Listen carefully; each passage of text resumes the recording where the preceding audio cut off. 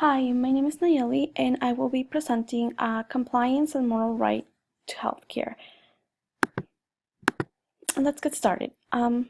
This is our table of contents. We are going to be covering code of ethics, medical malpractice, cultural competency, and the Stark Law. First, we're going to get started with the code of ethics. Every organization has a code of ethics, especially when referring to medical practices. A code of ethics is typically presented in a mission, vision, and values format. This is an organization's pledge to care for patients in their best interest. A code of ethics also focuses on how the organization will serve the community and how all personnel will be held accountable to the highest levels of performance and compliance to benefit the patient.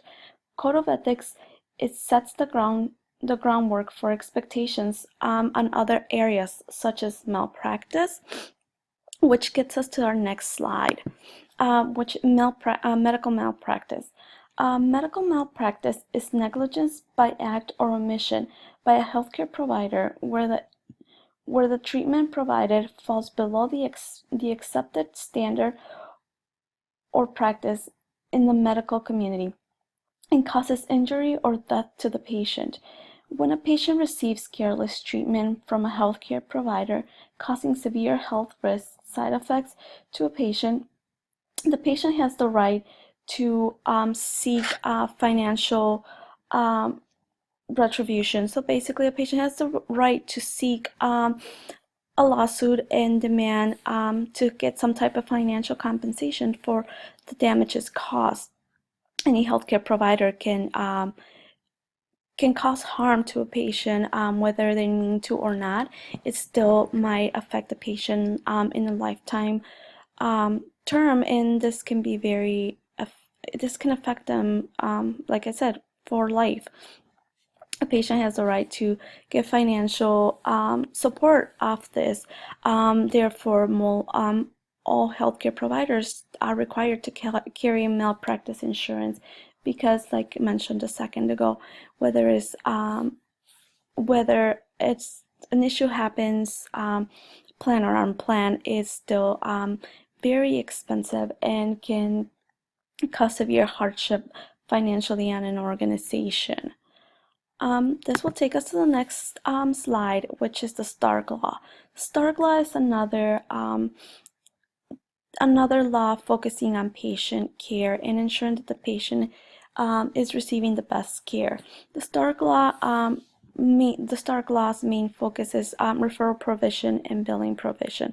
This means that a physician cannot refer a patient to another healthcare facility or provider without having proper cause in ensuring that a referral is drafted and provides medical necessity.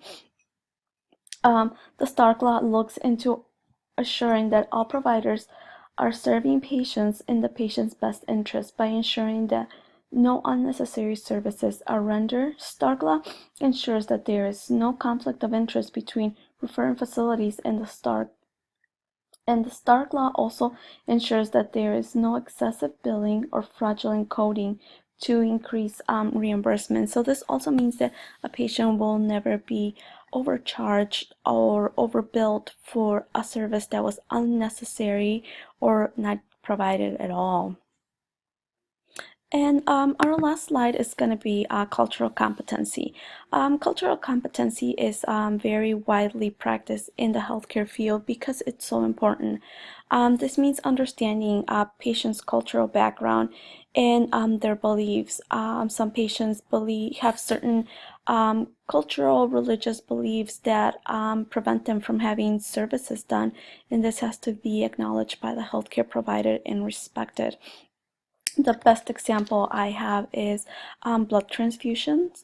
There's cultural groups or religious groups who are not do not believe in blood transfusions, and a healthcare provider has to be prepared to understand this from the patient side and comply with it. Whether it is life or death situation, the patient still always has the right to choosing their healthcare and what services they receive. And last but not least are my references. Thank you.